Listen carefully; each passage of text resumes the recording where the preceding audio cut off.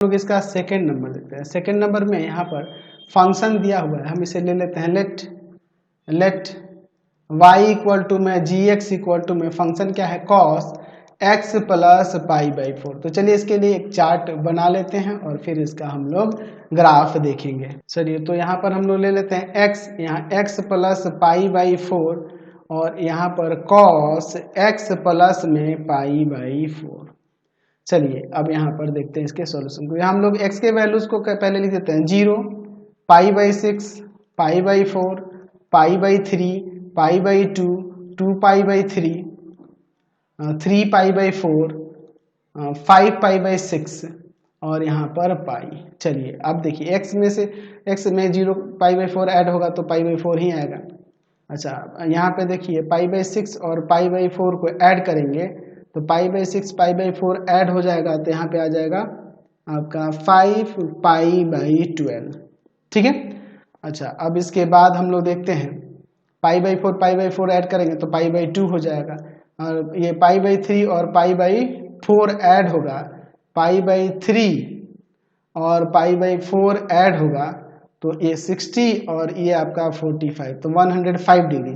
तो 105 डिग्री यानी कि 7 पाई बाई 12। अब देखिए पाई बाई 2 में ऐड हो जाएगा पाई बाई 4 तो आपका यहाँ पे आ जाएगा 135 डिग्री यानी कि 3 पाई बाई 4 हो जाएगा, 3 पाई बाई 4 हो जाएगा। 2 पाई बाई 3 में ऐड होगा पाई बाई 4, 2 पाई बाई 3 में ऐड होगा पाई बाई 4 तो यहाँ पे हो जाएगा 11 पाई बाई 12। ठीक है, पाई बाई 4 में ऐड होगा 3 पाई बाई 4 तो 4 पाई बाई 4 यानी कि पाई हो जाएगा। ठीक है, 5 पाई बाई 6 में पाई बाई 4 का ऐड करेंगे तो यहाँ पर 13 पाई बाई 12 हो जाएगा। पाई में ऐड करेंगे पाई बाई 4 तो यहाँ पर हो जाएगा आपका 5 पाई बाई 4। चलिए अब हम लोग इनके वैल्यूज को देखते हैं। तो cos पाई बाई 4 का वैल्यू, तो cos पाई बाई 4 का वैल्यू 0.71 हो जाएगा, हम लोग वैल्यू निकाल चुके हैं पिछले वीडियो में। अच्छा cos 5 पाई बाई 12 का, तो 5 पाई बाई 12 का मतलब 105 degree, sorry 75 degree, 5 pi by 12 का मतलब 75 और cos 75 का होता है, cos 75 का होता है 0.26। ठीक है, पाई बाई 4 का मतलब यहाँ पाई बाई 2 है ना, यही ना पुट करना है, cos पाई बाई 2 तो cos पाई बाई 2 का यहाँ हो जाएगा 0, cos पाई बाई 2 का हो जाएगा 0। cos 7 pi by 12, 7 pi by 12 का मतलब यहाँ 105 डिग्री से और 105 डिग्री होता है माइनस का 0.26। 3 पाई बाई 4 यानी कि 135 डिग्री, cos में 135 डिग्री का मतलब है माइनस का 0.71। ठीक है।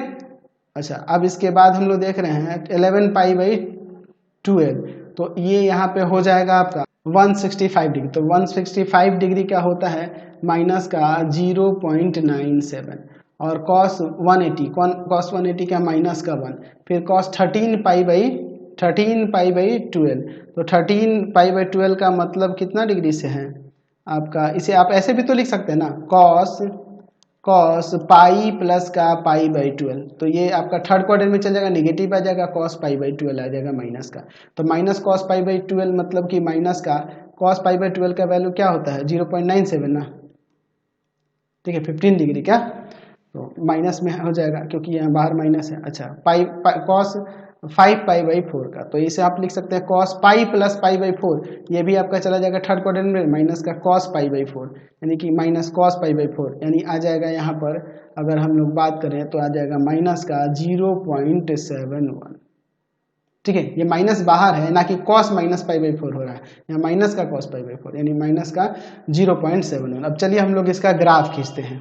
चलिए ध्यान से देखिएगा, ये हम लोग x एक्सिस ले लेते हैं, यहाँ पर हम लोग y एक्सिस ले लेते हैं, थोड़ा सा और इधर कर लेते हैं, निगेटिव में तो जाना है नहीं। चलिए देखिए ये आपका y एक्सिस ले लेते हैं, ध्यान से देखो ये x हो गया, इधर x डैश ले लेते हैं, यह आपका y हो गया और नीचे हम लोग y डैश ले लेते हैं।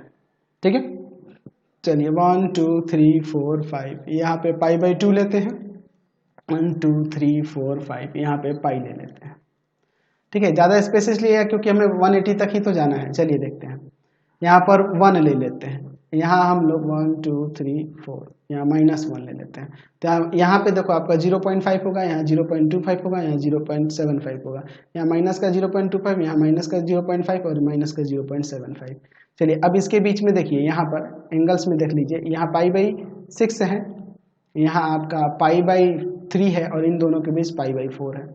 यहाँ पर आपका 2 π/3 है, यहाँ पर आपका 5 π/6 है और यहाँ 3 π/4 है। चलिए अब इसका ग्राफ हम लोग खींचते हैं। 0 पर हो रहा है 0.71, ये 0 हो गया, 0 पर हो रहा है 0.71 है ना। 0.71 कहाँ होगा जी, यहाँ पे होगा, यहाँ पर 0.75 है, इसके थोड़ा सा नीचे जस्ट यहीं पे।